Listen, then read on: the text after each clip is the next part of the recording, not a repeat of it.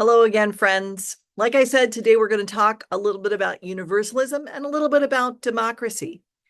Universalism is half of our name as Unitarian Universalists. There is beauty in our Universalist heritage that can ground us in these difficult times. The love at the center of our movement can largely be traced back through Universalist ancestors. There's a legend about the American Universalist minister Hosea Ballou. But first, I should say, Universalism is a faith that teaches that all of humanity is held by a love that will not let us go. Back in the day, Universalists believed that there was no eternal punishment. Universalists back in the day believed that God can and will save everyone, no matter how sinful. Evil is finite, God's love is infinite. These days, Unitarian Universalists include theists and non-theists and agnostics and a whole variety of stances on the nature of divinity. We still believe we're all in this together. Okay, so Hosea Ballou. I don't know if the story happened exactly this way, but I believe it's true. The legend says that Ballou was engaged in a theological debate with a minister of another faith. And the other minister said something to the effect of, "If I believed as you did, what is there to stop me hitting you over your head and stealing your money and your horse?" And Ballou replied, "If you believed as I did, that thought would never enter your mind in the first place." Whether or not that exchange took place, it is true that Ballou frequently and enthusiastically engaged in theological debate with ministers from his own denomination and others. Ballou wrote an influential piece called A Treatise on Atonement in 1805, and he published the Weekly Universalist magazine beginning in 1819. He didn't have a formal seminary education and didn't think a minister needed one to see the love of God was plainly written in the Bible. In the book, The Larger Faith, A Short History of American Universalism, Charles Howe goes into more detail about Hosea Ballou and some of the other Universalist ancestors that I'll mention in this sermon.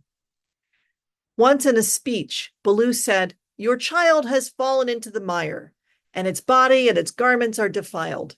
You cleanse it, and you array it in clean robes. And the query is, do you love your child because you have washed it, or did you wash it because you loved it?" The story is meant to communicate that love is infinite. It's not conditional. Universal may sound simple and sentimental, but it has big implications for how we live our lives. If morality is not based on punishment or vengeance, how do we deal with the presence of evil within ourselves and in society? If there is no sharp difference between the saved and the unsaved, between us and them, what does that mean for our connections with people with whom we disagree or with people we don't know? If we believe in the significance of this world, how do we prepare for the future that is here on earth? At a time when many of us worry about a sharply divided nation and anxiously anticipate that every action or inaction could tip the balance, how do we practice grace? Universalism asks us to have big hearts and open minds. Today, let's think through the implications in terms of love, hope, and faith. The larger love is bigger than our own group, our own sense of right and wrong, and perhaps bigger than our imagination. The larger hope asks us to stretch our sense of mission, applying our beliefs to ministry with our neighbors. The larger faith invests in the future, creating a legacy that will comfort and challenge future generations with a this worldly focus.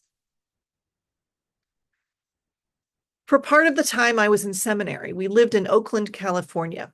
Oakland is a large, racially and economically diverse city in the Bay Area. Our flat had some lovely details original to the building, such as decorative crown moldings and sweeping doorway arches between the common areas.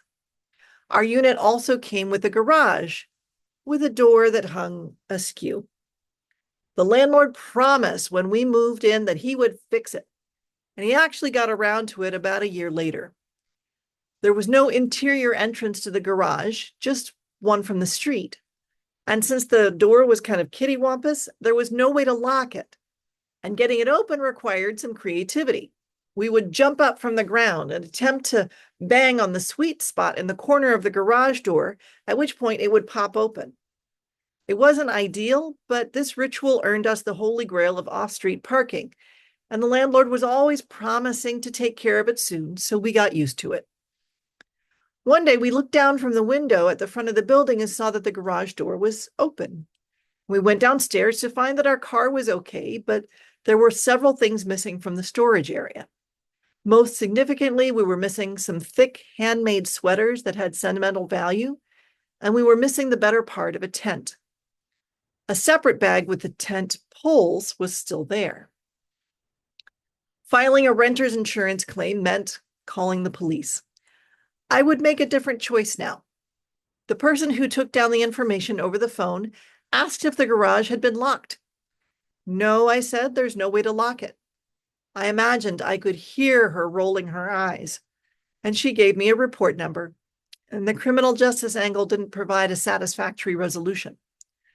But while I was on the phone, my partner was reflecting on what was missing: warm clothing and shelter. We guessed that one of our outdoor neighbors had taken them. Anyone who spent time on our block was likely to have seen us doing the garage dance. So my partner suggested that if we put the tent poles out on the sidewalk with a sign inviting anyone who needed them to take them, maybe that would have some results. And the tent poles were gone the next day. My partner's idea was an expression of universalism, which requires us to expand our imagination beyond punishment and vengeance. In a world where every person has inherent worth and dignity, compassion is more important than retribution. In universalism, the larger love of the divine is unconditional. People do not cease to qualify for compassion because they have done something wrong, although there are occasions for limits, reform, and reconciliation. Historically, Universalists have found real-world application for their theology in prison reform. Benjamin Rush, an early Universalist signer of the Declaration of Independence, had this to say: "A belief in God's universal love to all his creatures, and that he will finally restore all of those of them that are miserable to happiness, is a polar truth, and it leads to truths upon all subjects, more especially upon the subject of government. It establishes the equality of mankind. It abolishes the punishment of death for any crime, and converts jails into houses of repentance and reformation." For Rush, there was an obvious link between the theology of reconciliation and the practice of rehabilitation in the criminal justice system. This line of reasoning persisted into the next generation and beyond. Universalists have continued to apply theology this way. The Unitarian Universalist Church of the Larger Fellowships ministry to members in prison is one of today's touchstones from that heritage. They call it the Worthy Now Prison Ministry Network. Members in prison receive newsletters, borrow from the lending library, take correspondence, adult religious education classes, and can get matched with a non-incarcerated UU pen pal. Just like members of brick and mortar churches, prisoner members are seeking support and acceptance for their spiritual paths, which may or may not be in the mainstream where they live. And as the name of the program suggests, incarcerated UUs are inherently worthy in this moment. I wish that weren't a radical idea. What would it mean in our criminal justice system today if we assumed that every incarcerated person is a human being of inherent worth and dignity, one of God's children, no matter whether they had committed a crime or what that crime might be? What would it mean for practices like solitary confinement, the shackling of prisoners during childbirth, charging incarcerated people by the page to read ebooks, and the vanishing allowance of family visits? I believe that Universalism calls us to imagine a moral order based on restoration rather than vengeance. I bring up the example of criminal justice for its own sake and also because it illustrates one of the challenges of Universalism. Can we trust that a person's humanity is unconditional? or is it revoked in the wake of evil actions? These questions matter even if none of us had contact with either end of the criminal justice system, because these same questions apply to all of us. Am I ever in danger of losing my inherent worth? Theists might ask if there is anything we could do to lose God's love. The Universalist answer is no.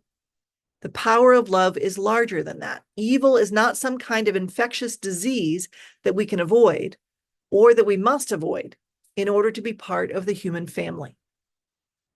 We all make mistakes. We all have learning and reconciling to do. Human worth abides. When my partner suggested that a universalist response to our missing tent was openness and forgiveness, it changed my whole outlook for that incident. Instead of viewing it as an instance of purely bad people victimizing purely good people, I could see that everyone who was touched by that situation needed and deserved compassion. The experience helps me to be gentle with myself when I think I've become unacceptable as a person. Rather than giving up on myself or giving up on others, the larger love asks me to make amends and to begin again. So the larger love leads us to the larger hope. Once we've had some practice imagining a moral code governed by the power of love, it's time to channel that spirit. As people who focus on deeds, not creeds, a lot of our energy goes to putting our values into action. Another way to think about it is manifesting the larger hope. Hope is not wishful thinking. It is taking action that is consistent with the world we want to grow into. Hope is a choice. The hope of universalism is larger than the individual spiritual salvation.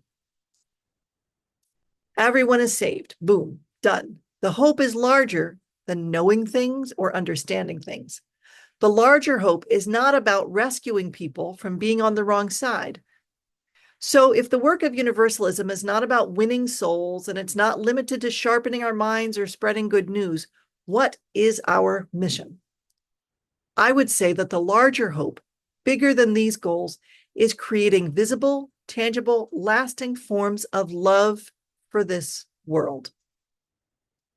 The mission of hope is what Gordon McKeeman describes in the reading we heard earlier. He writes of a quality of relationship between and among human beings that beckons forth hidden possibilities. This is, he says, anyone's ministry. We are anyone. Creating visible, tangible, lasting forms of love could mean creating spaces where young children can learn and grow, secure in the belief that they belong and they matter. Both the Unitarian Montessori School and our Spirit Lab program fall into that category. The larger hope could mean investing time and energy and love and vulnerability into institutional partnerships to dismantle white supremacy, which is what the Social Justice Committee leads us to doing with the MLK at Tusk program every April. The larger hope could be making room for people in substance recovery, particularly people from marginalized groups who need to be doubly affirmed in their value as people. Tangible, lasting expressions of love can look like focusing on accessibility in our meeting spaces, both for the benefit of our members and for the community groups who find safety and sanctuary here. Some of the members of this congregation will be headed over to the I Rise Walk after the service today. The larger hope can mean opening our hearts to newcomers who arrive as immigrants and refugees. All of these are anyone's ministry, and they all require collaboration and energy grounded in our universalist faith in the worth of every person. Hope is an action and a choice. In this morning's wisdom story, we remembered Universalist minister Olympia Brown, one of the first, if not the first, woman fully ordained and accredited as a minister in the United States. Her passion for voting rights and her determination to rebuild congregations were both rooted in her universalism. I could talk about Olympia Brown all day, but what I want to highlight is how she persisted and how she inspired other people to persist. She never gave up on women's suffrage. Voting rights is an expression of universalism, the idea that all people have worth. We should not be ruled by the few who mainly focus on incurring benefits for the few. And now that work falls to us. Making sure voting is accessible and unfettered by threats of violence or by misinformation, that work falls to us. Holding in love and tangibly supporting the communities who are being maligned and attacked for political points is work that falls to us. Finding ways to guard against or dismantle attacks on reproductive care, transgender healthcare and human rights, education, libraries, the freedom of assembly, climate justice defenders, people of color, poor people, and so many other of our communities. Solidarity with all of these beloveds is universalism in action, and it falls to us. It is anyone's ministry. The larger hope means persisting, even when the outcome is uncertain, even when it will take a long time. If we deeply believe that every person matters, creating lasting ministries and externally facing programs that feed bodies, minds, and souls is a spiritual practice. The larger hope connects feet and wheels and hands to the power of the larger love. So we've talked about the larger love and the larger hope, and we come to the larger faith. Larger doesn't have to mean more members or more people touched by our programs. To me, the larger faith is remembering the broader context for what universalism can mean as we live it out today and in the future. The larger faith means openness to the wisdom of others, being in accountable partnerships, and imagining what is possible. Universalists of the early to mid-20th century were inspired to establish and sustain congregations in innovative ways. They established Universalist National Memorial Church in Washington, D.C., which was to be the national church, a monument in which Universalists across the country could take pride, and that congregation still exists. An experimental congregation known as the Charles Street Meeting House in Boston operated from the late 1940s to the 70s. And although that congregation has completed its course, the congregation continues to capture the imagination. The minister, Kenneth L. Patton, designed a worship space to express the idea of a religion for one world. Charles Howe describes the sanctuary. Pews were arranged in the round, and a large mural depicting the great nebula in Andromeda was mounted on the chancel, and religious symbols from all faiths and cultures were placed on the walls. Many of my favorite meditations were written by Patton during his ministry at the Charles Street Meeting House. It was a time and place of great creativity. This chapter of Universalist history teaches me that providing more ministry more effectively with more people may involve operating in a fundamentally different way. Unitarian Universalism is facing an opportunity of mission once again. I treasure the creedless nature of our faith. Each one of us has the freedom and responsibility to come to terms with what we must believe in order to live authentically. It is a welcome surprise to many that a stable historic religion promotes that freedom. I think our mission includes cultivating the spiritual and ethical disciplines that undergird pluralism, and also something more. We need to establish and sustain congregations and places where people long for acceptance and encouragement. And we need to establish ministries that provide hope in more tangible ways. Our radical love for humanity and our stubborn loyalty to this world are too rich of a legacy to keep within the status quo. The only responsible thing to do with these gifts is to shape them into forms that we can share beyond ourselves. That might mean organizing in new ways. The religious landscape is drastically different in a COVID-normalized world. Creating space for the people who need a community of open minds and hearts will mean doing things differently. And it will mean stretching for the people who are comfortable with the way things are currently done. The larger hope might mean forming a consortium of congregations, or it might mean joining together with others in a multi-campus congregation, or completely reimagining where and when and how members meet. You will have a chance to work on the details of the strategy with your next minister. The work that you're currently doing on clarifying your mission will help you figure that out. Growth is not about co-opting people to help us maintain traditional committees and functions. It's not about organizational survival. Growth is what happens when we take seriously the thrill, the responsibility, and the blessing of achieving our mission more effectively. As McKeeman says, we are all called to develop a quality of relationship between and among human beings that beckons forth hidden possibilities. Encouraging the idea of congregations and covenanted communities to stretch beyond our horizons is a discipline of the larger faith. Universalism is a spiritual path of fierce love, compassionate commitments, and open minds. Universalists don't need to worry about the afterlife. We need not store up heavenly treasures. This frees us up to focus our time, treasure, and loyalty on this world. We create sustainable ministries of justice and houses of worship as concrete forms of the larger love, the larger hope, and the larger faith. So be it. Blessed be. Amen.